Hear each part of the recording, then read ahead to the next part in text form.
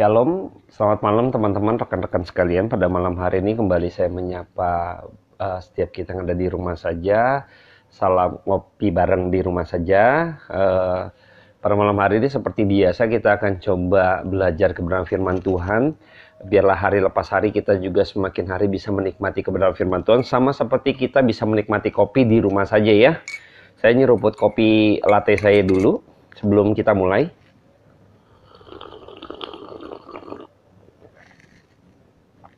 Ruputnya panjang nih biar pada ngiler. Hari ini kita dihebohkan di Facebook gitu kan, dengan avatar gitu ya, profil avatar gitu kan, masing-masing setiap kita lalu membuat avatarnya dengan detail-detail yang ada, jenis rambut, mata, alis, hidung, anting, mulut gitu kan, bahkan pakaian gitu ya. Ini cukup membuat seseorang akhirnya coba membuat avatar dirinya sendiri gitu ya. Saya nyeruput lagi ya. Nikmat.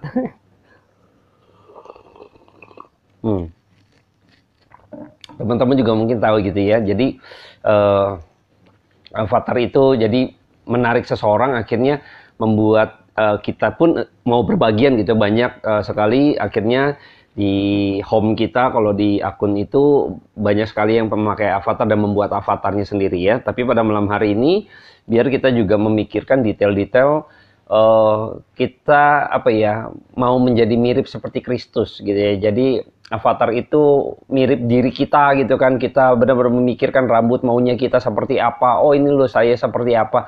Tetapi kita nggak pernah berusaha untuk benar-benar memikirkan kita ini harus mirip dengan Kristus gitu ya. Malam hari ini biarlah kita membuat diri kita, hidup kita ini, kerohanian kita itu mirip seperti Allah, yaitu memiliki kasih seperti Kristus gitu kan. Dan kita nggak menggumulkan ini gitu loh. Yuk kita berjuang. Pada malam hari ini biarlah kebenaran firman Tuhan yang boleh kita dengar mengenai perumpamaan tentang pukat. Kita mau belajar untuk mendalami kebenaran firman Tuhan, walaupun sebenarnya nggak dalam-dalam amat, tetapi paling tidak bagi setiap kita kaum awam memiliki satu pandangan yang berbeda ya. Sebelum kita mulai, saya akan berdoa buat setiap kita. Bapa dalam surga, kami ucap syukur karena pada kesempatan pada malam hari ini kami boleh kembali di pertemuan dengan firman Tuhan. Kami boleh kembali Tuhan memiliki satu kesempatan untuk kami boleh menikmati hal yang bersifat kekal.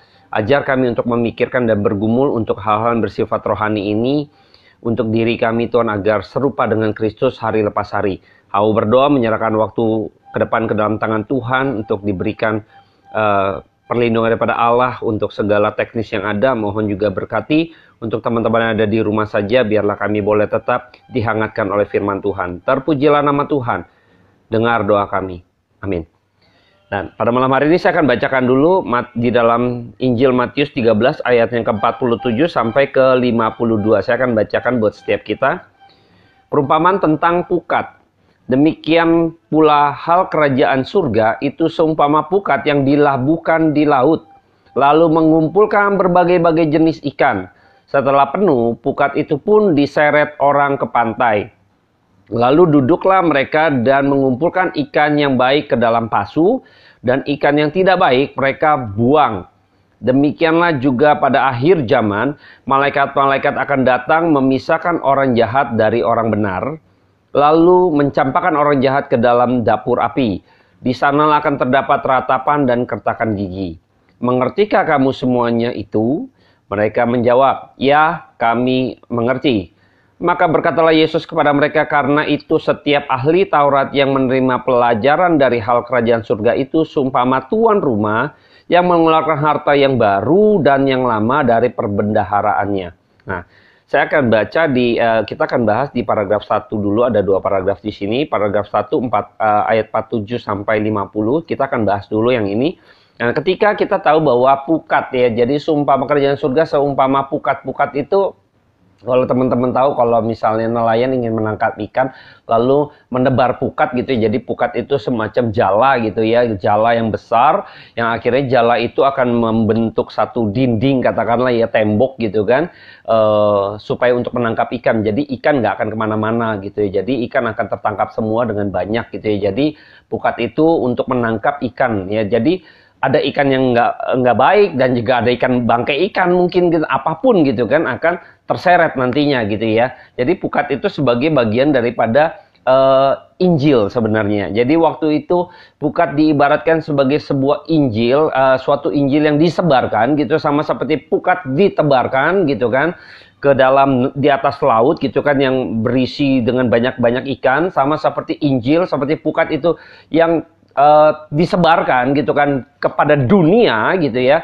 Nah ini Injil ini yang akhirnya akan menarik semua yang ada di dalam dunia gitu kan, dan nanti ada penghakiman gitu ya. Jadi inti dari perumpamaan ini adalah bagaimana ketika Injil itu disebarkan ke seluruh dunia, sama seperti pukat dilempar begitu rupa, disebar sampai begitu luas jangkauannya gitu ya di laut gitu ya, untuk nantinya menyeret gitu kan yang ada di dalam itu. Nah, bagaimana dengan Injil? Injil pun disebarkan ke seluruh dunia. Ya, mengapa hal ini diibaratkan Tuhan bilang pukat? Karena emang di dalam dunia ini harus disebar Injil. Nah, hari ini kita tahu bahwa semenjak COVID gitu ya, banyak media-media seperti ini, media sosial maupun juga channel YouTube dan lain sebagainya gitu kan, banyak kebenaran-kebenaran firman Tuhan, yaitu Injil itu yang akhirnya diberitakan gitu ya. Karena gereja ditutup sementara waktu dengan tatap muka, maka gereja akhirnya memberitakan Injil lewat media seperti ini yang dimana seluruh dunia, maka seperti menabur, melebarkan pukat, jadi Injil itu tersebar ke seluruh dunia. Seluruh gereja akhirnya tutup COVID. Pandemi COVID ini membuat gereja akhirnya harus keluar gitu ya. Oleh pemberitaan Injil, gereja boleh saja tutup, tetapi pemberitaan firman Tuhan tidak pernah tutup. Dan dia akan menjangkau lebih luas gitu kan. Dan ini salah satu cara Tuhan begitu, tidak terukur, tidak terselami, tidak terprediksi Tuhan memakai cara COVID seperti ini gitu. Untuk firman-Nya tersebar di mana-mana, seluruh dunia. Bahkan mungkin ada negara-negara komunis yang dimana Injil sulit masuk gitu kan. Jadi gereja tuh kalau ada ibadah pun mereka terancam gitu. Gereja banyak yang ditutup. Hari ini gitu kan Tuhan bekerja lebih daripada orang-orang dunia, pemimpin-pemimpin yang justru menghimpit Injil. Ini tidak bisa tertahankan. Nah, kita bisa melihat bahwa kebesaran Tuhan yang lakukan ini. Kalau kita bisa melihat bahwa bagaimana cara kerja Tuhan itu ajaib. Dan kita orang-orang beriman bersyukur akan hal ini. Bukan bersyukur karena COVID, tidak. Tetapi lebih kepada bersyukur karena di dalam COVID, justru Tuhan kasih berikan satu pekerjaan Tuhan yang besar yang Tuhan mau kerjakan. Dan kita bisa lihat. Nah, orang yang memiliki kepekaan rohani ini akan justru bersyukur gitu ya. Bukan karena COVID-nya ya, bukan. Bersyukur karena cara Tuhan tak terselami gitu loh. Nah, hari ini saya coba membawa setiap kita untuk berpikir bahwa cara Tuhan aneh kan. Nggak kita prediksi kok bisa akhirnya emang Injil itu tersebar di mana-mana. Sama seperti pukat yang akhirnya harus disebarkan begitu rupa. Nah, bagaimana ketika akhirnya waktu itu Injil itu diberitakan supaya setiap manusia tidak mampu berdalih lagi bahwa tidak ada Tuhan gitu kan. Dia tidak menerima kebenaran itu, adanya eksistensi daripada Allah gitu ya. Mereka nggak bisa berdalih lagi gitu. Waktu firman Tuhan itu disebarkan gitu ya. Maka Tuhan juga pernah bilang memberitakan firman sampai ke ujung bumi gitu ya. Nah, ini bicara keseluruhannya. Nah, bagaimana dengan misalnya orang-orang yang ada di pedalaman? Mungkin dia tidak ada seorang penginjil yang memberitakan firman Tuhan kepadanya, lalu dia bagaimana gitu kan? Tidak, firman Tuhan pasti sampai ke setiap sisi manusia dimanapun mereka berada di bawah kolong langit itu. Ya, nggak ada yang bisa mengelak. Wah, enggak dong. Mr. Hengki salah atau Pak Hengki salah. Misalnya orang pedalaman bagaimana? Saya pernah berdebat dengan hal ini. Saya bilang cara Tuhan kita aneh gitu ya. Sekalipun misalnya tidak ada penginjil pun yang datang gitu ya ke orang itu yang pedalaman, mungkin satu-satunya dia di pulau tertentu, terpencil sekali, lalu dia tidak ada yang menginjili sampai sana, tapi dia harus mendengarkan kebenaran bahwa ada eksistensi daripada Allah. Caranya gimana? Firman Tuhan sudah nyatakan ya. Manusia tidak bisa berdalih lagi mungkin di YouTube channel saya waktu mengenal Sang Pencipta gitu ya. Dan di situ saya bahas gitu, nanti teman-teman bisa cek lagi di YouTube channelnya. Jadi ketika itu Allah menciptakan langit dan bumi, kebesaran Tuhan di dalam ciptaannya, Tuhan sedang memperkenalkan dirinya bagi setiap manusia, siapapun dimanapun dia berada. Jadi kadang manusia tidak bakalan bisa berdalih lagi. Kalau kita ingat bahwa waktu penciptaan, Allah berfirman maka jadi, Allah berfirman maka jadi. Itu pun sudah firman, Injil itu adalah firman gitu loh. Injil yang diberitakan saat ini adalah kita bicara firman yang diberitakan. Sama ketika Tuhan menciptakan langit dan bumi, jadilah terang maka terang itu jadi, berfirman maka jadi, berfirman maka jadi. Dari semua ciptaannya tampak kepada semua seluruhnya adalah menyatakan kebenarannya, menyatakan eksistensinya, menyatakan bahwa dialah firman itu yang hidup. Yang sekarang telah berinkarnasi ketika dalam Yohanes gitu kan. Firman itu menjadi daging, menjadi manusia. Ini bentuk yang oknum kedua daripada Allah, Kristus yang sudah berinkarnasi datang ke dalam dunia. Maka pada waktu itu Tuhan turun ke dalam dunia di dalam upaya untuk menyatakan, mencari manusia yang berdosa dan menyatakan bahwa dia adalah Allah dan membawa kembali semuanya untuk kembali disaring. Maka Kristus datang, berita mengenai kerajaan Allah, maka dia harus memberitakan itu, dan dia melalui murid-murid yang nanti sampai ke ujung bumi gitu ya. Maka itu seperti firman atau Injil yang harus disebarkan. Kita harus menabur, memberitakan Injil itu. Karena Injil itu sendiri yang akhirnya, nah ini bagian kedua ketika pukat itu menjadi seperti tembok gitu ya, dinding gitu ya, yang dijala besar begitu, ikan tidak bisa dapat kemana-mana. Satu kali akan ditarik menuju tepi pantai gitu ya. Nah di situ bicara waktu Tuhan nanti. Sampai satu titik itu kan waktu Tuhan, maka akan dipisahkan ikan yang jelek dibuang gitu kan, yang bagus dimasukkan ke satu tempat pasu gitu kan. Itu bicara mengenai kerajaan surga gitu kan, masuk ke rumah Bapa gitu kan. Yang jelek, ikan yang jelek ini dibuang, itu penggambaran orang-orang yang tidak percaya, orang-orang jahat gitu kan, akan dibakar ke dalam perapian yang menyala-nyala di dalam neraka gitu. Nah kita bicara ini waktu Tuhan itu kita nggak tahu gitu loh. Nah tetapi di dalam semangat kita sebagai orang-orang percaya, kita percaya di tengah-tengah dunia ini ada orang-orang yang percaya, ada umat-umat pilihan yang pada saat ini mungkin belum mendengar firman Tuhan, tetapi biarlah kita terus memiliki semangat bahwa di tengah-tengah banyak orang ini ada orang percaya. Maka kita memiliki semangat untuk menginjili mereka, sehingga kita benar-benar memiliki satu kegairahan dari itu. Di antara mereka ada umat pilihan daripada Allah, maka saya berbahagia untuk memberitakan Injil itu. Sama-sama menebarkan pukat, sehingga mereka bisa tersaring. Waktunya Tuhan. Ini tetap pekerjaan Tuhan. Nah saya berharap kita memiliki kegairahan itu. Dan kadang saya berpikir gitu ya, ngapain sih menginjil kok? Saya pernah ditanya gitu, kalau misalnya itu adalah pekerjaan Tuhan, Pak Hengki, jadi gini aja. Kan itu pekerjaan Tuhan, biarkan saja. Nanti kan dengan cara Tuhan. Pak Hengki kan pernah ngomong, orang yang di pedalaman pun akhirnya dengan caranya Tuhan gitu ya. Nah ini menarik gitu ya. Wah ini kayak tantangan gitu.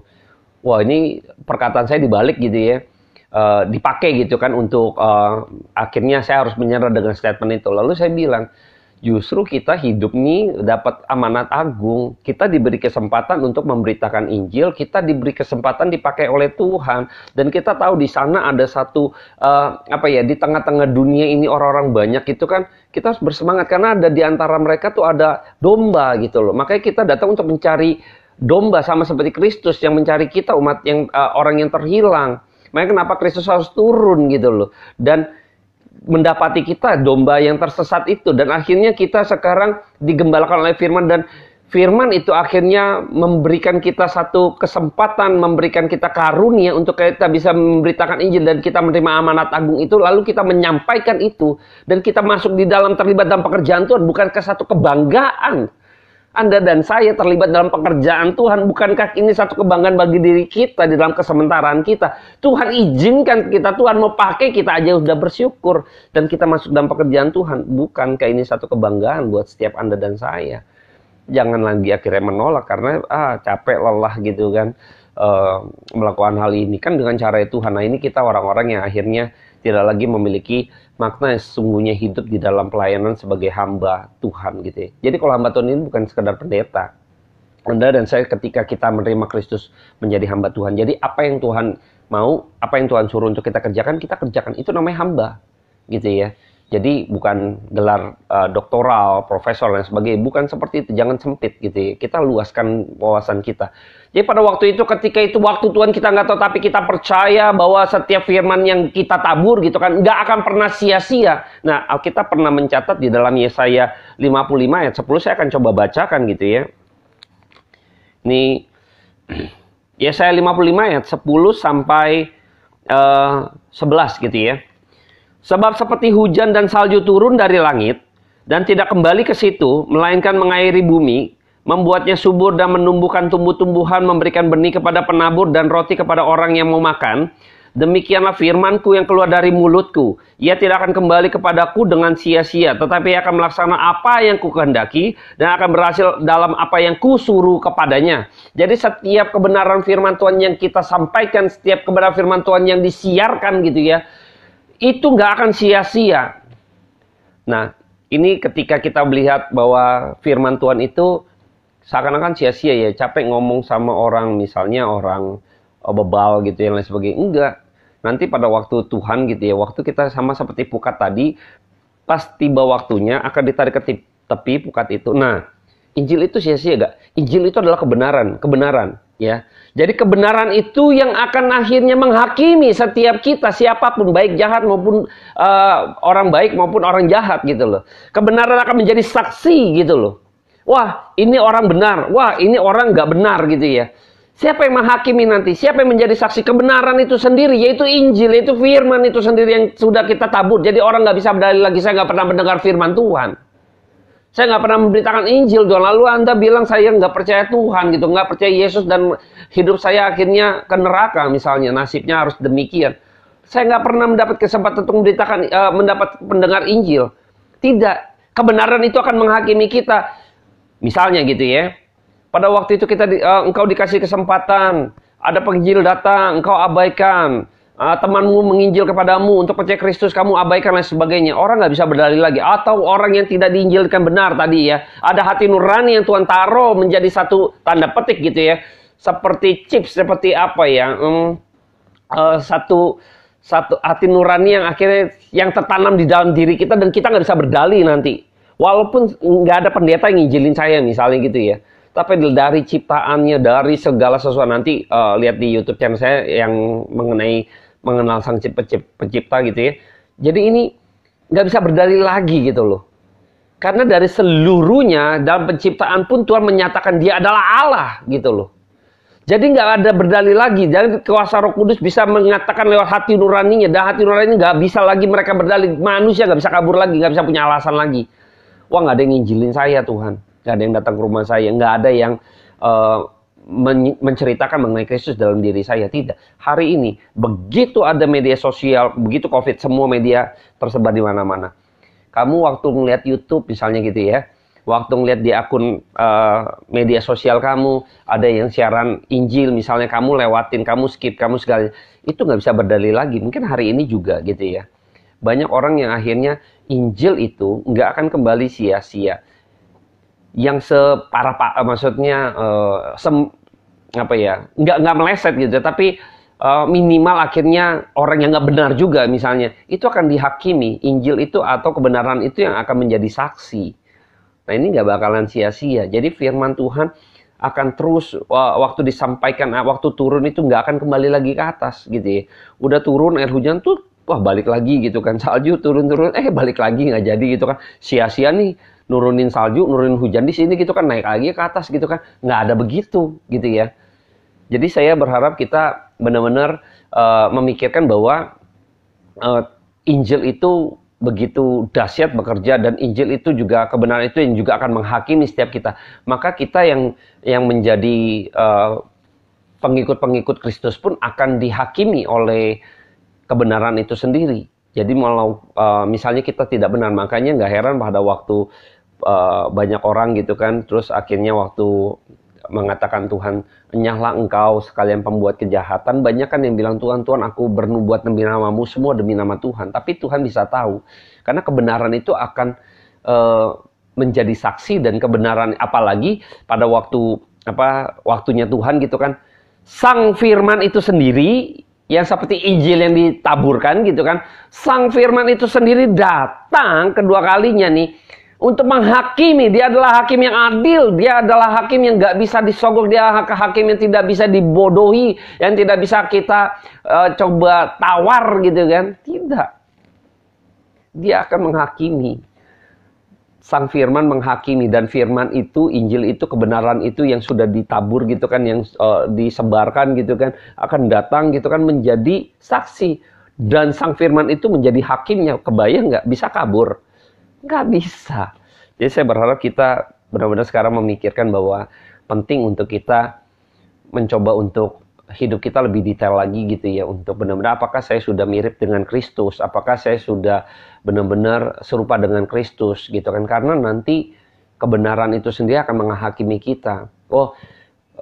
Tanda petik ya, banyak kan saya menginjili gitu ya, orang ini klasik, teman-teman mungkin pernah ngalamin, aduh kamu percaya kepada Kristus dong, kamu kenal Kristus, terima Tuhan, Yesus sebagai Tuhan, kita injili mereka. Lalu jawabannya klasik nih, semua sama. Dia bilang, aduh, saya kadang bingung melihat orang Kristen aja kayak begitu. Aduh, saya udah ngeliat hidupnya orang itu aja gitu kan, udah tahu lah imannya apa gitu kan. Nah, masalahnya dia nggak melihat iman Kristus yang sejati, ya, iman Kristus yang sejati. Seringkali banyak orang-orang percaya, orang-orang Kristen katakan demikian gitu, yang percaya, yang mengaku diri Kristen, tapi hidupnya nggak Kristen juga akhirnya jadi batu sandungan nih. Jadi akhirnya bagaimana dengan kita yang benar-benar, misalnya ada orang-orang yang benar, yang Kristen sejati gitu ya. Ini harusnya kita makin bergairah untuk menginjil, karena sudah banyak batu sandungan gitu loh. Makanya kita harus menjadi diamond gitu loh. Harusnya kita sama-sama berbondong-bondong mempercantik tanda petik kehidupan rohani kita gitu loh. Sama seperti Avatar ya, saat ini mungkin teman-teman bikin dari detailnya tuh ada alisnya lah, matanya lah, potongan rambut gitu kan. Semua detailnya ada, bahkan sampai tai lalat gitu ya. Jadi ada detailnya. Tapi bagaimana dengan hidup kita? Sudahkah kita benar-benar secara detail memperbaiki kerohanian kita, memperbaiki hidup kita? Sudahkah kita berusaha untuk menyerupai Kristus gitu loh dalam hidup ini, yang makin hari makin jujur, misalnya makin hari makin mengasihi, makin hari makin sabar gitu kan, makin hari makin bisa memberikan satu pengertian, bisa tahu harus bagaimana, tahu harus berespon, bagaimana bersikap terhadap orang yang begitu misalnya marah-marah kepada kita, lalu bagaimana kita meresponi orang yang marah-marah kepada kita, bagaimana orang yang menuduh, yang memfitnah kita dan sebagainya. Itu kita nggak pernah detail sampai hidup Kristus seperti apa pada waktu dia difitnah, pada waktu dia bahkan diludahi, bahkan ditinggalkan, dikhianati dan lain sebagainya. Bagaimana respon kita? Bukan berarti nggak boleh marah. Tuhan juga tahu, kita tahu bahwa Tuhan marah kan. Dia acak-acak lah istilahnya, itu pasar gitu di bait Allah gitu kan. Tapi marahnya Tuhan harus tahu gitu loh seperti apa.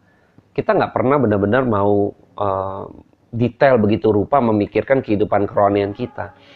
Saya berharap dari pelajaran Avatar di media sosial gitu kan, pelajaran juga buat setiap kita. Yuk mari kita menata secara detail kehidupan rohani kita dan berelasi dengan kehidupan sementara kita dalam kehidupan nyata kita seperti ini. Jadi tidak ada lagi kemunafikan dalam hidup, hari lepas hari, perlahan demi perlahan. Hidup kita makin menyerupai Kristus. Itu yang diharapkan oleh firman Tuhan gitu ya. Dan pada malam hari ini saya berharap teman-teman juga boleh memikirkan untuk kita boleh sama-sama belajar firman Tuhan dan bikin detail apa yang perlu saya perbaiki dalam hidup saya, apa yang perlu saya, karena Injil itu, kebenaran itu akan menghakimi kita. Cepat lambat ya, kita nggak tahu waktunya Tuhan. Tapi Injil itu jangan-jangan misalnya saya yang aktif begitu rupa, akhirnya karena saya nggak pernah detailin gitu kan. Ngomong sih gampang, jago lain sebagainya, kita tinggal baca, belajar lain sebagainya. Tapi seringkali kalau saya akhirnya kan orang yang Tuhan pakai, tapi akhirnya Tuhan buang. Bisa begitu, teman-teman, rekan-rekan sekalian. Jangan salah ya. Tuhan bisa pakai siapapun, ya. Tapi Tuhan juga bisa buang siapapun kalau nggak berkenan di hadapan Tuhan, gitu loh. Jangan pikir orang yang pendeta gitu kan, wah dia hidup benar gitu kan, wah dia khotbah segala macam, tapi hidupnya akhirnya gitu kan. Ini cerita dari teman bahwa dia sharing, suka berbagian lah dalam pemberitaan Injil segala macam, akhirnya hidupnya bunuh diri. Saya bilang orang yang bunuh diri itu bukan umat pilihan. Tapi bagaimana ketika dia memberitakan firman? Saya bilang Tuhan bisa pakai siapapun gitu loh. Tuhan bisa pakai siapapun. Tapi kalau misalnya dia bunuh diri, saya tahu dia bukan umat pilihan karena dia mengambil haknya Tuhan. Yang menentukan hidup mati itu Tuhan. Dia ambil haknya Tuhan. Itu udah ngelawan Tuhan. Itu jelas. Tapi Tuhan bisa pakai gak? Saya bilang bisa saja pakai. Tuhan bisa pakai, saya bilang. Kita nggak tahu. Tuhan bisa pakai siapapun gitu loh. Kita tahu di perjanjian lama pun ketika ada pekerjaan Tuhan. Misalnya membuat bait Allah. Lalu Tuhan memberikan karunia-karunia. Tuhan pakai orang-orang awam gitu kan. Orang-orang untuk bisa melaksanakan pekerjaan Tuhan itu, setelah itu ditarik lagi gitu, bisa juga gitu loh. Tapi saya nggak bahas ini gitu kan. Saya mau kepada kita mengkonsentrasikan diri bahwa kita mau belajar firman lalu kita menata, karena kebenaran itu sendiri akan menghakimi kita suatu hari nanti. Ketika Kristus datang kedua kalinya, maka kita harus di dalam satu sidang yang tidak bisa disogok, yang tidak bisa lagi dimanipulasi, maka kita harus benar-benar hidup mendanani detail kita di dalam hidup sementara ini. Sehingga pada waktu masuk sidang, kita tenang. Karena kita tahu, Injil itu, kebenaran itu akan menjadi saksi bagaimana saya hidup di dalam kesementaraan saya. Kita tenang aja. Kalau orang benar sih, slow aja kan. Gitu ya. Jadi kalau Mas masuk ke dapur perapian, tenang aja. Tapi yang imitasi, masuk ke perapian, lele, hancur, habis, hilang dia. Tapi kalau Mas santuy aja gitu kan. Sama lah. Seperti minum kopi dulu gitu kan, santuy aja gitu ya. Kita lanjutkan di paragraf kedua. Enak ya. Kita ngopi di rumah aja. Mengertikah kamu semuanya itu? Mereka menjawab, ya kami mengerti. Maka berkatalah Yesus kepada mereka, karena itu setiap ahli Taurat yang menerima pelajaran dari hal kerajaan surga itu, seumpama tuan rumah yang mengeluarkan harta yang baru dan yang lama dan dari perbendaharanya. Jadi anak murid-muridnya gitu kan, Tuhan di dalam Matius 13 gitu kan, itu bahas mengenai perumpamaan, mengajar mengenai perumpamaan yang mengenai penabur gitu ya, lalu perumpamaan tentang lalang dan gandum, perumpamaan mengenai biji sesoi dan ragi, lalu perumpamaan mengenai pukat gitu ya. Jadi keseluruhan dari pembelajaran perumpamaan ini akhirnya Tuhan Yesus tanyain, ngerti gak gitu kan? Ya kami mengerti gitu. Jadi Tuhan mencoba mengajar mereka, mengajak mereka berpikir lewat perumpamaan-perumpamaan itu, lalu Tuhan tanya mereka dan akhirnya mereka mengerti mengapa hal ini penting gitu untuk kita mengerti. Jadi murid-murid ini sedang dipersiapkan oleh Tuhan. Dia kan akan mengatakan bahwa karena itu setiap ahli Taurat gitu ya. Jadi ahli Taurat di sini, jadi Kristus mempersiapkan mereka karena mereka akan memberitakan kebenaran firman Tuhan, mereka akan mengajar, mereka akan memberitakan Injil gitu loh. Maka mereka harus belajar begitu rupa karena mereka akan menjadi tanda petik ahli Taurat jadinya. Taurat artinya yang belajar kebenaran mengenai firman Tuhan. Jadi mereka ini dipersiapkan untuk pemberita Injil, maka mereka harus belajar mengenai kebenaran firman Tuhan. Makanya Kristus sudah mempersiapkan mereka supaya mereka mengerti dari semua perumpamaan ini ada satu garis benang merah yang luar biasa. Belajar mengenai penabur, ada benih di sana gitu kan. Dan mungkin murid-muridnya sudah dipersiapkan, kamu akan seperti orang yang akhirnya memberitakan firman, menabur benih. Kamu jangan kecut karena nanti juga ketemu orang yang keras hati, yang menolak. Ada yang juga karena kekhawatiran mereka imannya lemah. Tuhan udah bekali mereka dulu, udah tahu nih dengan apa karakteristik ya medan tempurnya ini akan seperti ini. Ada 4 wilayah gitu kan, ini sebagai medan tempur. Ada yang mungkin menolak kamu segala macam gitu ya, banyak hal gitu ya di dalam penolakan penabur. Saya nggak ngulangin lagi, nanti teman-teman bisa lihat di yang lain, di YouTube channel lain itu, di channel saya yang lain. Nah itu terus masuk ke dalam lalang dan gandum. Jadi jangan heran nanti ketika itu ada gereja sepertinya bertumbuh dan juga ada penyesat juga tumbuh, sama-sama tumbuh gitu kan. Nggak usah kaget gitu kan. Itu emang seperti itu, biarkan aja. Tapi terus nanti ada waktunya gitu kan. Kamu jangan sampai lelah, kamu jangan melihat bahwa kok Tuhan nggak bikin seperti ini. Enggak, emang itu biarkan itu terjadi gitu loh. Supaya tahu kita ini belajar yang asli sungguh-sungguh, makanya mereka harus belajar sungguh-sungguh. Saya sudah bahas di beberapa perumpamaan itu ya. Begitupun perumpamaan biji sawi dan ragi gitu kan, dia harus memiliki dampak gitu kan. Kalau kecil nggak usah takut, nggak usah khawatir kamu minor segala macam, tapi kamu justru akan berdampak. Justru Tuhan menuntut mereka untuk berdampak. sampai ke pukat gitu kan. Kamu terus semangat memberitakan Injil, tebarkan firman Injil kebenaran itu. Makanya sampai hari ini kita belajar harus, kalau Tuhan tanya, mengertikah kamu gitu kan? Jawab kita apa? Anda sendiri yang jawab ya. Saya berharap jawaban Anda kita mau mengerti, makanya belajar firman Tuhan. Jadi bicara Taurat gitu kan, bukan bicara orang memiliki jabatan gerejawi saja yang berhak gitu ya, atau yang berkewajiban belajar firman Tuhan. Tidak. Anda dan saya ketika kita memutuskan untuk ikut Tuhan, kita wajib belajar firman Tuhan. Anda dan saya begitu memutuskan untuk percaya Kristus sebagai Tuhan dan Juru Selamat, maka kita juga saat itu menerima amanat agung, yaitu memberitakan firman. Dari mana Anda dan saya bisa memberitakan firman kalau kita nggak pernah belajar firman itu sendiri? Ya, pada malam hari ini, teman-teman renungkan. Yuk mari kita mendesain kembali secara detail kehidupan rohani kita, kehidupan kita nih yang di dalam kesementaraan. Sudahkah kita berusaha menyerupai Kristus di dalam firman Tuhan? Biarlah kita benar-benar belajar sehingga hidup kita makin serupa dengan Kristus. Saya berharap malam hari ini dengan kesederhanaan waktu yang ada, ngopi di rumah saja pada malam hari ini saya akhiri. Saya akan berdoa buat setiap kita. Bapa dalam surga, terima kasih buat kebaikan Tuhan yang Tuhan boleh adakan bagi setiap kami. Hamba berdoa bagi setiap rekan-rekan yang ada di rumah saja, mereka yang sedang live streaming, dan juga bagi setiap mereka Tuhan yang saat ini dalam pergumulan apapun Tuhan. Kiranya firman Tuhan ini menguatkan kami untuk kami boleh memikirkan bagaimana kami hidup secara detail menyerupai Kristus hari lepas hari. Terima kasih Bapa. Dalam kesementaraan ini kiranya kami boleh terus menjadi bagian daripada Allah Tuhan untuk memberitakan Injil. Kamu menyerahkan waktu ke depan ke dalam tangan Tuhan untuk setiap ruang dan waktu setiap mereka Tuhan. Kamu percaya setiap kebenaran firman Tuhan boleh diperdengarkan, yang boleh disiarkan Tuhan melalui media ini tidak akan pernah sia-sia. Kamu percaya Tuhan kuasa Roh Kudus-Mu tak pernah terbatas. Di dalam nama Kudus, dengar doa hamba-Mu ini, kiranya Tuhan memberikan pertobatan, kesegaran jiwa iman mereka yang ada di rumah saja, yang mendengarkan kebenaran firman Tuhan malam hari ini. Dalam nama Tuhan Yesus Kristus kami berdoa. Amin. Thank you teman-teman yang sudah join.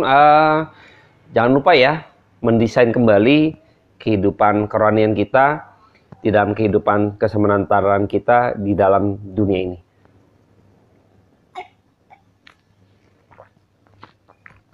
Pahit-pahit gimana, tapi enak gitu ya. Nggak boleh manis-manis, karena kalau manis nanti diabetes. Tuhan Yesus memberkati.